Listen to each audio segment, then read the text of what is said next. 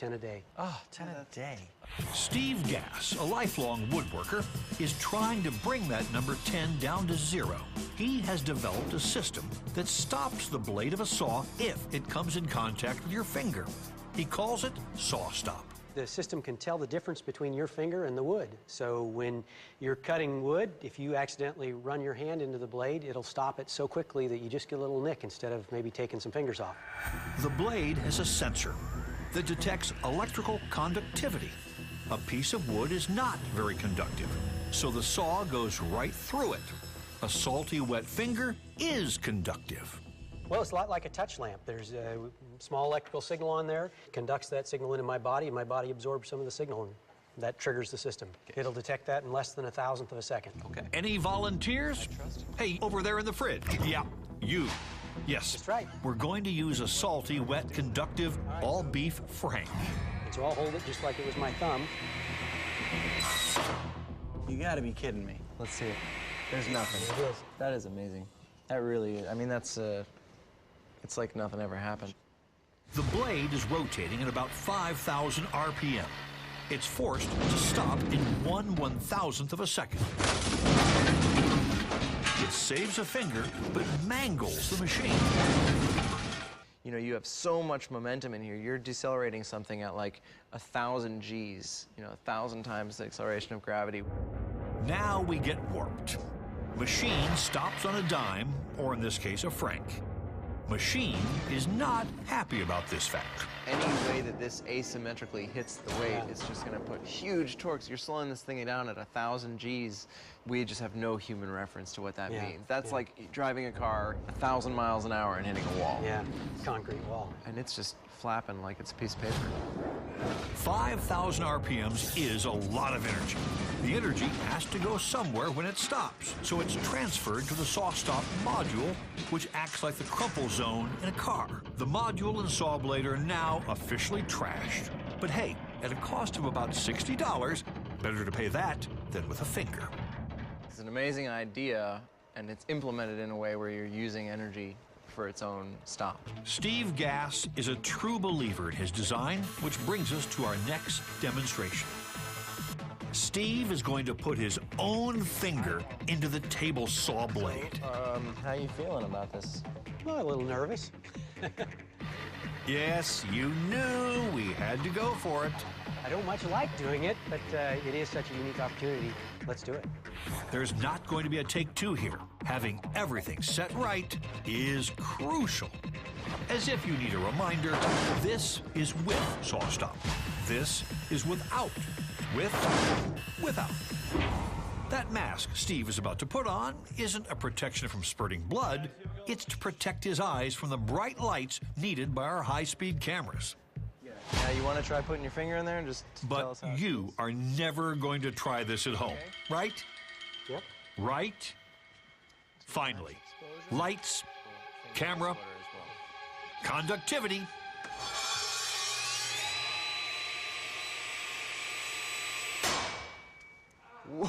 You all right? Yep. There's no blood. There's nothing. Nope. Didn't hurt. This is a man who has faith in his creation.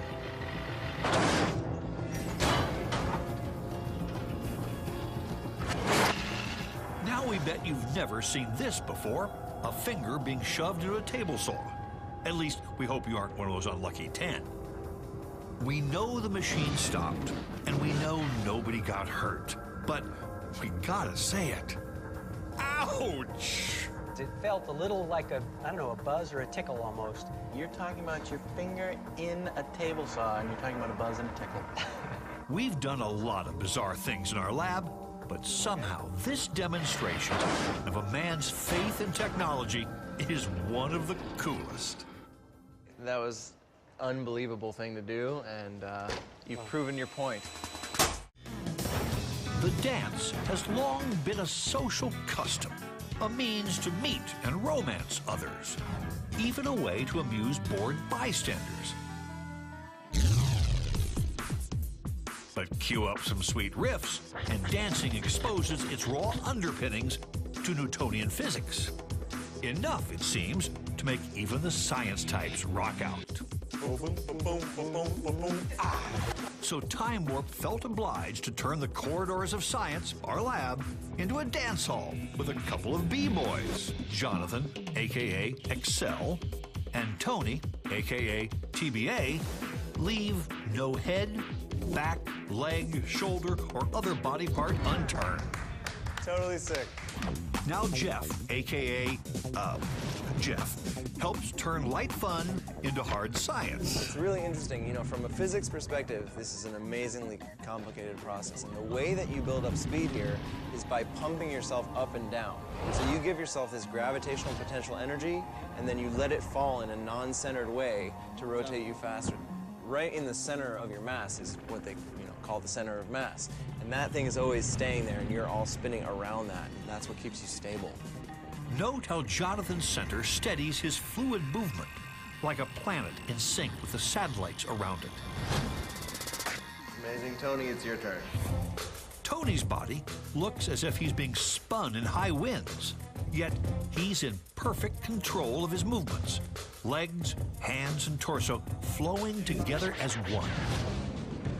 Your hand is actually not underneath any part of your body, but since your body is actually curved around it, the center of mass is right where your hand is. But what you guys are doing is really taking advantage of dynamic stability, which is really an amazing thing. There's yet another force of nature at work here, the DJ. In our lucky case, DJ Reason. Now that's a tag old Newton himself would appreciate. Just pump it. Looks like Jeff might be reaching critical mass himself. Oh yeah, I'm feeling it. I'm feeling it. Aren't you feeling it? Vinyl is still awesome. There's still something to be said for old school grooves. Absolutely. The only problem? That. Well, where some see a problem, others hear music to their ears. Let's see if we can close this gap. So you use regular audio phonographs as, do you call them phonographs still? I call them records, man. All right, records. So, yeah, I'm stuck in 1870 still. All right, so you use regular records, but also these digital records that cue your computer to... Yeah, exactly. And these digital records don't actually have music on them. They have time code that tells the computer when to play an audio file. One more time on this. These aren't real records like the kind you find moldering in garage sales across the country. These are encoded digital replicas that control a computer. The world's flattest mouse, if you will. When you play, can you actually see the vibrations coming into the needle? Well, I think if you look close enough, you probably could. Yeah, when you Funny, have... you should say that. Funny, I should. Ladies and gentlemen, the secret life of a digital vinyl hybrid. You can see the needle riding in the groove right there.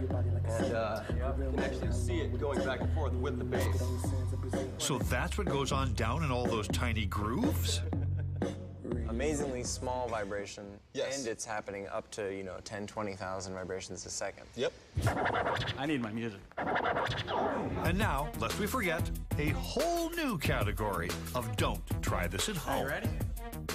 Not because you might get hurt, but because you will look like this. French fry girl, I'm better on the side. Not an appetizer, blue pillin' it like Pfizer. Morning time I rise up like...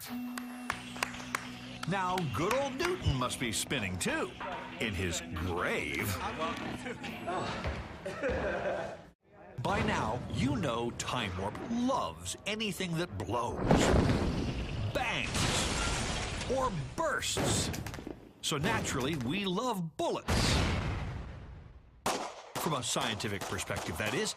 This is actually less than an inch thick, and it can stop a bullet. As many an old movie has demonstrated, a properly aimed bullet, fired through the air, will generally hit its mark.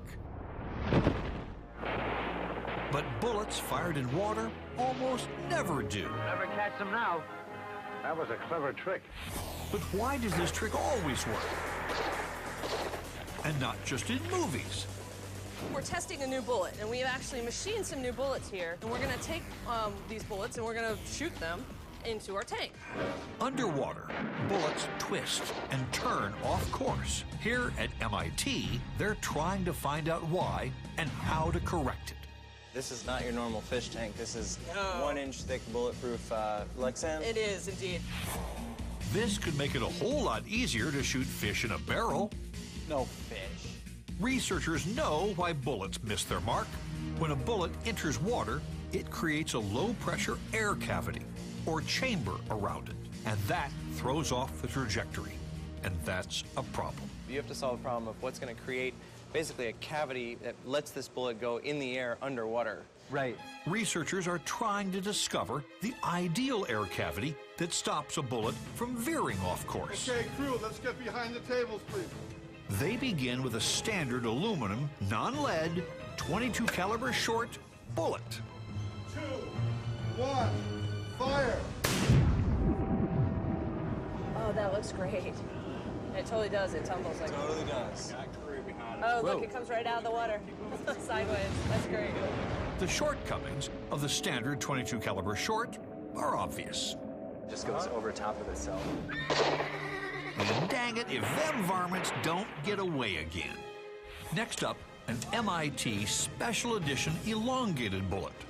Supplies currently not available at your local gun shop. Fire! Eureka! Oh, man, this looks so good. Nice. So it's a slight vacuum. It's pulling in vapor off of that surface. Yeah. The flat tip of this bullet pushes the water away so fast, it allows the bullet to travel relatively stable and straight within the air cavity. It's much longer in comparison to its width, so it doesn't tumble. And there's something else going on here. Flying inside the air chamber, the bullet actually skips and planes against the inner surface of the cavity. There again, as it makes contact.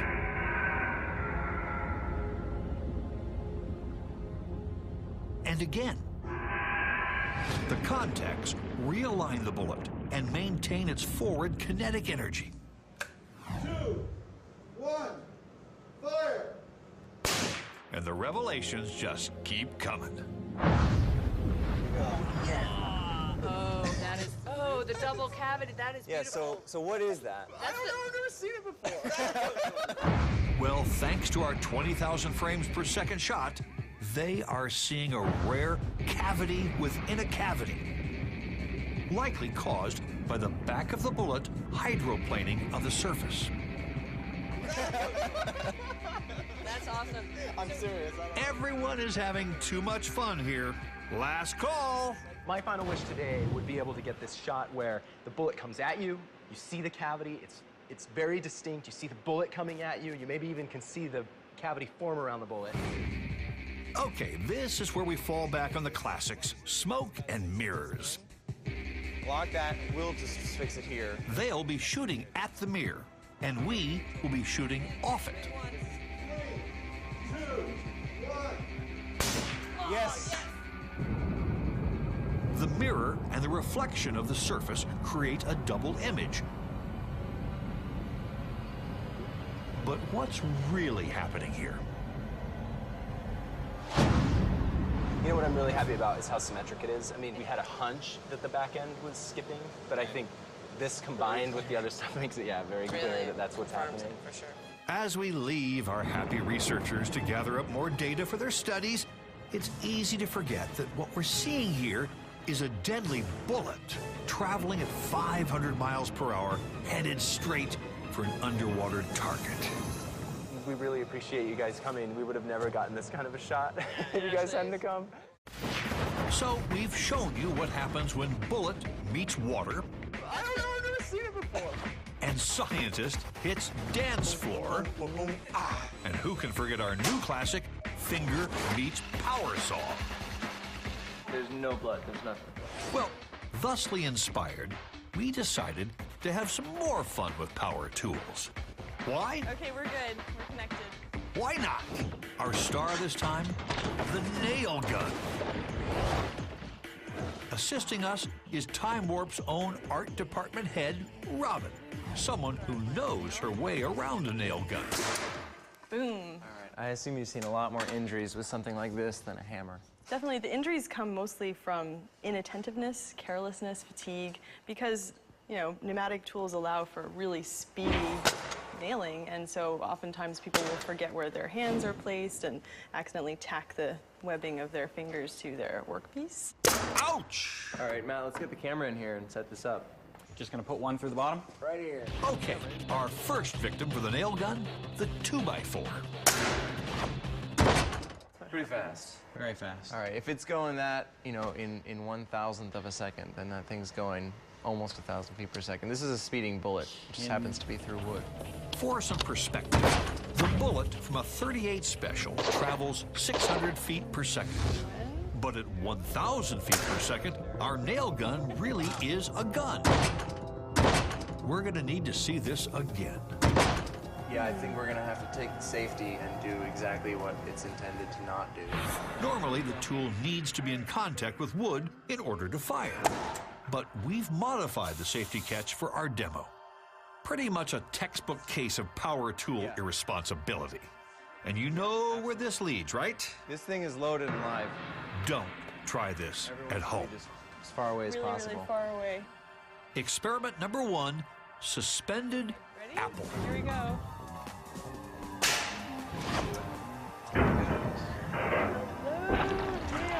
Oh, nice. That's great. So it Lift off. deflected off of something. Wrong, Robin. Look again. Anyone have an idea of why it deflected? No? Leave it to Jeff to supply the answer. It has this gigantic flat head on the back. It's the least aerodynamic thing in the world once it gets in there, so it's just gonna like waver anywhere. It lost like 95% of its speed in 3 inches. So this gets me a little worried to hit things that are much harder than this. I think we can go with a thin piece of chicken, something like that. This is awesome. If I had a hammer, I'd hammer on a chicken. I'd hammer on a chick. Ready? Sorry about that. Goodbye, chicken. Oh. Wow.